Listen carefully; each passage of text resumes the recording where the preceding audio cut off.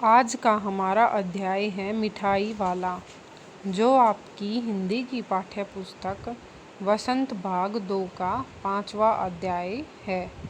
इस पाठ में लेखक ने फेरी वालों का वर्णन किया है या फेरी वालों के जीवन के बारे में बताया है, जो गांव-गांव घूमकर फेरी लगाकर अपनी चीज़ें बेचते हैं और वो अपनी चीज़ें बड़े ही विचित्र ढंग से गा कर लोगों का ध्यान अपनी तरफ आकर्षित करके बेचते हैं। अब हम अध्याय पढ़ते हैं मिठाई वाला। बहुत ही मीठे स्वरों के साथ वह गली गली में घूमता हुआ कहता, बच्चों को बहलाने वाला, खिलौने वाला। वह मिठाई वाला या वह फेरी वाला बहुत ही मीठी आवाज़ में गली गली में घूमता और बच्चों से कहता, क्या बोलता वो, बच्चों को बहलाने वाला आया, खिलौने वाला आया। तो अपने खिलौने बेचने के लिए वो किन शब्दों का प्रयोग करता था? बच्चों को बहलाने वाला, खिलौने वाला। इस अधूरे वाक्य को वह ऐसे विचित्र मतलब अनोखा किंतु मादक मधुर तरीके से गाकर कहता कि सुनने वाले एक बार तो अस्थिर हो उठते। ठीक है, तो इस वाक्य को वो इतने अनोखे ढंग से और इतने मधुर आवाज़ में गाता कि सुनने वाला एक बार तो उसको देखने के लिए बाहर आ ही जाता था। अस्थिर जो स्थिर न रहे। उनके स्नेहाभिषिक्त कंठ से फूटा हुआ उपयुक्त गीत सुनकर आसपास के मकानों में हलचल मच जाती थी। ठीक है, स्नेहाभिषिक्त क्या होता है? स्नेह या प्रेम से भरा हुआ। और कंठ क्या होता है? गला। तो इतनी मधुर या प्रेम से भरी हुई आवाज़ को सुनकर सभी घरों में हलचल मच जाती थी। छोटे छोटे बच्चों को अपनी गोद में लिए हुए युवतियाँ चिकों को उठाकर छज्जों से नीचे झांकने लगती। ठीक है, उसकी मधुर आवाज़ को सुनकर युवतियाँ भी छोटे छोटे बच्चों को अपनी गोद में लेकर चिक क्या होते हैं? पर्दे। ठीक है, तो पर्दों को उठाकर छज्जों के नीचे देखने लग जाती, यानी छज्जों पर खड़ी होकर झुककर देखती। गलियों और उनके अंतर्व्यापी छोटे छोटे उद्यानों में खेलते और इठलाते हुए बच्चों का झुंड उसे चारों तरफ से घेर लेता। ठीक है, जिस गली में भी वह जाता, उस गली और उस गली में खुले हुए छोटे छोटे उद्यानों में जगह पर खेलते बच्चे जब उसका गीत सुनते तो सारे बच्चों का झुंड उसको चारों तरफ से घेर लेता। तब वह खिलौने वाला वहीं बैठकर अपनी खिलौने की पेटी को खोल देता।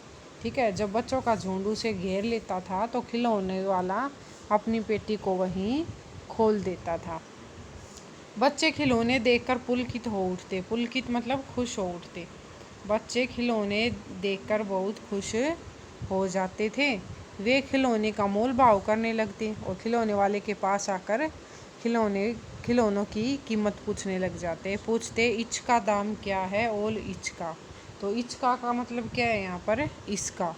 ठीक है, तो बच्चे अपनी तोतली आवाज़ में उनका दाम पूछते थे। इचका का मतलब इसका और ओल का मतलब और।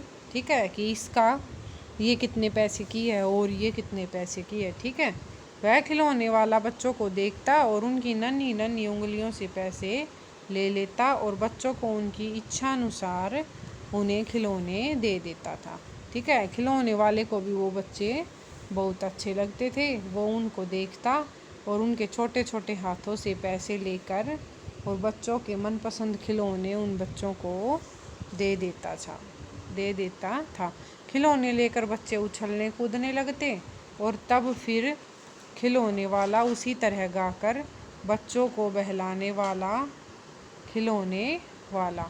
बच्चों को खिलौने देने के बाद वो खिलौने वाला फिर से गाना शुरू कर देता था। उसके बाद फिर से वह गाने लग जाता, बच्चों को बहलाने वाला, खिलौने वाला। सागर की हिलोर की तरह उसका यह मादक गान मतलब मधुर गीत। मादक क्या होता है? मधुर। और गान क्या होता है? गीत। गली गली भर के मकानों में इस तरफ से उस तरफ तक लहराता हुआ पहुंचा और खिलौने वाले आगे बढ़ जाता। मतलब जिस गली में भी वह खिलौने वाला जाता और जब ये अपना मधुर गीत गाना शुरू करता तो सभी मनुष्यों के हृदय में या मन में लहर उत्पन्न हो जाती थी, खुशी की लहर उत्पन्न हो जाती और सब उनको घरों से निकलकर देखने लग जाते और खिलौने वाला आगे बढ़ जाता। राय विजय बहादुर के बच्चे भी एक दिन खिलौने लेकर घर आए।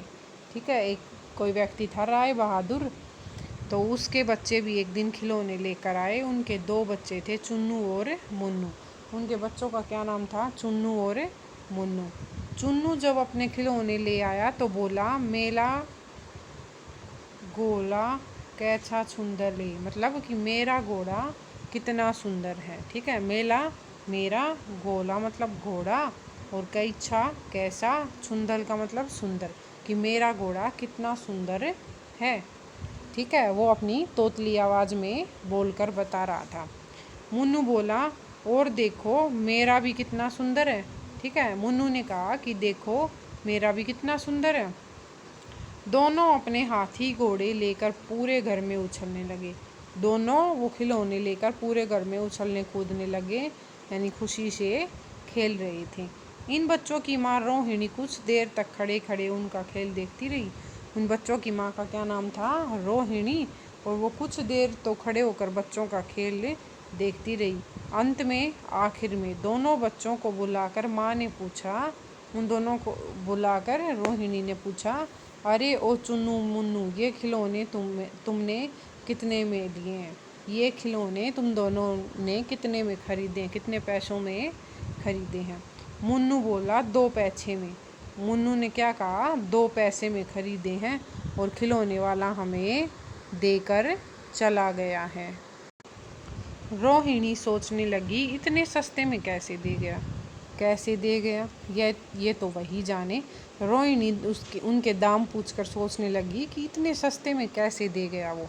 फिर अपने आप ही बोलती है कि दे गया होगा, ये तो पक्का है, ये निश्चय है कि दे गया है वो। एक जरा सी बात ठहरी, रोहिणी फिर से अपने काम में लग गई। ठीक है, रोहिणी ने ज़्यादा कुछ ध्यान नहीं दिया कि इतने सस्ते में खिलौने क्यों दे गया वो, और फिर से वह अपने काम में लग गई। फिर कभी उसे इस विचार पर करने की ज़रूरत ही भला क्यों पड़ती, और बाद में उसने ये सोचने या समझने की कोई ज़रूरत नहीं समझी इस बात पर। 6 महीने बाद, तो इन बातों को 6 महीने बीत गए। पूरे नगर में 2-4 दिनों से एक मुरली वाले के आने का समाचार फैल गया।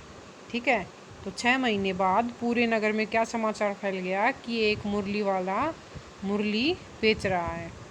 लोग कहने लगे, भाई वाह, मुरली बजाने में तो वह एक ही उस्ताद है।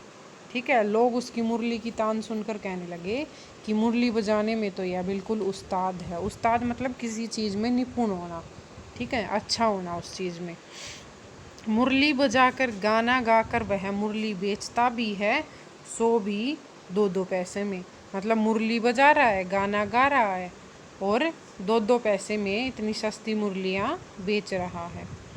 भला इसमें उसे क्या मिलता होगा? मेहनत भी तो न आती होगी। कि लोग सोचते कि ये इतनी सस्ती मुरलियाँ बेच रहा है तो इसको क्या फ़ायदा हुआ, जितने में इसने खरीदी हैं उतने पैसे भी नहीं मिल रहे होंगे इसको तो। एक आदमी ने पूछ लिया, कैसा है वह मुरली वाला? मैंने तो उसे नहीं देखा। एक आदमी ने उससे पूछा कि कैसा है वो मुरली वाला, मैंने तो आज तक उसे देखा ही नहीं। उत्तर मिला, उम्र तो उसकी अभी ज़्यादा न होगी, यही कोई 30-32 का होगा। दुबला पतला गोरा युवक है, बीकानेरी रंगीन साफा बांधता है।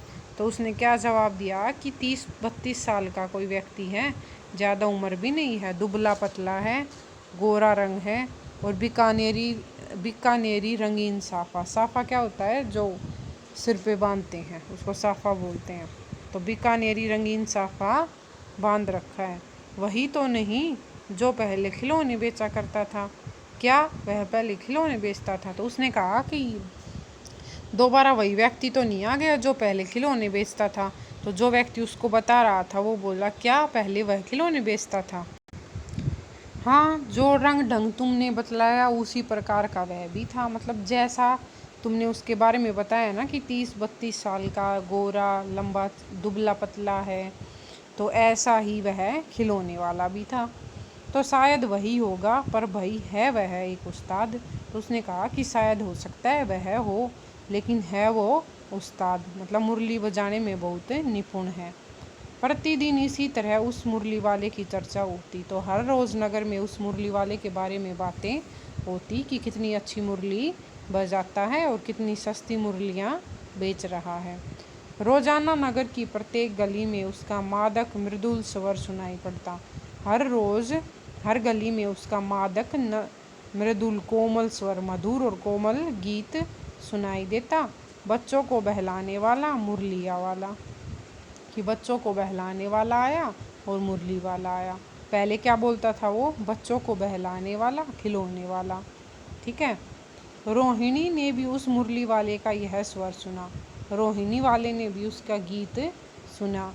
शीघ्र ही उसे खिलौने वाले का स्मरण हो आया। स्मरण मतलब याद। मतलब जब उसने उस मुरली वाले का गीत सुना तो उसे अचानक उस खिलौने वाले की याद आ गई। उसने मन ही मन कहा, खिलौने वाला भी इसी प्रकार गा गा कर खिलौने बेचा करता था। उसने क्या कहा कि खिलौने वाला भी इस तरह ही गा गा कर खिलौने बेचता था। रोहिणी उठकर अपने पति विजय बाबू के पास गई।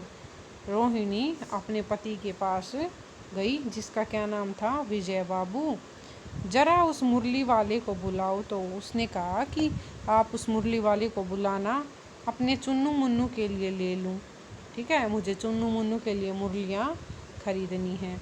क्या मालूम यह फिर इधर आए न आए, क्या पता दोबारा वो इधर इस गली में आए या नहीं आए। वे भी जान पड़ता है पार्क में खेलने निकल गई हैं। लगता है कि चुन्नू मुन्नू भी पार्क में खेलने चले गए हैं। विजय बाबू एक अखबार पढ़ रहे थे। उसी तरह उसे लिए हुए वे दरवाजे पर आकर मुरली वाले से बोले, क्यों भाई, किस प्रकार देते हो मुरली? तो जब रोहिणी ने विजय बाबू से कहा तो वो अखबार पढ़ रहा था, और अखबार को उसी तरह पकड़े पकड़े वो दरवाजे तक आया और मुरली वाले से पूछा, क्यों भाई मुरली वाले, किस प्रकार मुरलियाँ बेच रहे हो? यानी उसने मुरली के दाम पूछे। जब विजय बाबू ने मुरली वाले से मुरलियों का दाम पूछा तो बच्चे पार्क से खेलते हुए भागे भागे वहाँ पहुँच गए। तो भागते भागते किसी की टोपी गली में गिर गई, किसी का जूता पार्क में छूट गया, किसी का पाजामा ढीला होकर लटक गया। इस प्रकार सारे बच्चे दौड़ते हाफते हुए मुरली खरीदने के लिए उस मुरली वाले के चारों तरफ झूम गए। और सारे बच्चे इकट्ठे होकर एक ही आवाज़ से बोल उठे, हम भी लेंगे मुरली, हम भी लेंगे मुरली। मतलब क्या बोल उठे सारे बच्चे एक साथ कि हम भी मुरली लेंगे, हम भी मुरली लेंगे। मुरली वाला हर्ष से गदगद हो उठा। हर्ष मतलब खुशी। हर्ष क्या होती है? खुशी से गदगद हो उठा, मतलब बहुत खुश हो गया। उन बच्चों को देखकर मुरली वाला बहुत खुश हो गया। सबको देंगे भैया, पर ज़रा रुको, ठहरो, एक एक को देने दो। तो मुरली वाले ने खुश होकर क्या कहा कि हाँ हाँ सबको देंगे, पर ज़रा रुको तो सही, ठहरो, एक एक को देंगे, सबको एक साथ कैसे दें? अभी इतनी जल्दी हम कोई लौट थोड़े ही जाएंगे। कि बच्चों इतनी जल्दी मत करो, हम अभी जा नहीं रहे, आप सबको मुरलियाँ देकर ही जाएंगे। बेचने तो आए ही हैं, और हैं भी इस वक्त मेरे पास 1-2 नहीं, पूरी 57। तो मुरली वाले ने क्या कहा कि रुको, मैं यहाँ इन मुरलियों को बेचने ही आया हूँ, और मेरे पास 1-2 भी नहीं है, पूरी 57 हैं। इसलिए मैं ये सारी मुरलियाँ आप सबको देकर ही जाऊँगा। हाँ बाबूजी, क्या पूछा था आपने? कितने में दी? दी तो वैसे 3-3 पैसे में है, पर आपको 2-2 पैसे में ही दे दूँगा। तो मुरली वाले ने विजय बाबू से क्या पूछा कि हाँ बाबूजी, आपने क्या पूछा था कि मैं कितने में मुरलियाँ बेच रहा हूँ? तो मुरली वाले ने जवाब दिया कि वैसे तो मैं 3-3 पैसे में देता हूँ, लेकिन आपको 2-2 पैसे में ही दे दूँगा। विजय बाबू अंदर बाहर दोनों रूपों में मुस्कुरा दिए। तो विजय बाबू मन ही मन में मुस्कुराए, मन ही मन कहने लगे कैसा है। मुरली वाले के बारे में सोचने लगा कि कैसा व्यक्ति है, सबको देता तो इसी भाव से है, पर मुझ पर ही उल्टा एहसान लाद रहा है कि कैसा व्यक्ति है, हर जगह 2-2 पैसे में बेचता होगा, लेकिन मेरे सामने अपनी प्रसिद्धि बढ़ाने के लिए ऐसे बोल रहा है कि आपको 2 पैसे में दे दूंगा। ठीक है, मतलब वो उसके व्यवहार पर, मुरली वाले के व्यवहार पर शक कर रहा था। फिर कहा विजय बाबू ने, तुम लोगों की झूठ बोलने की पुरानी आदत होती है, देते होंगे सबको 2-2 पैसे में, पर एहसान का बोझा मेरे ही ऊपर लाद रहे हो। उससे कहा कि तुम जो ये फेरी वाले होते हैं ना, इन सबको झूठ बोलने की आदत होती है, सबको देंगे 2-2 पैसे में, पर हर व्यक्ति पर एहसान लाद देंगे कि हमने आपको ही 2 पैसे में दी है, नहीं तो हम इसको 3 पैसे में बेच रहे थे। इस प्रकार विजय बाबू ने ग्राहक के स्वभाव के अनुसार उस मुरली वाले को 2-4 बातें सुना दी। अगला पार्ट हम अगली वीडियो में पढ़ेंगे। वीडियो अच्छी लगे तो लाइक और शेयर करें और चैनल को सब्सक्राइब करें।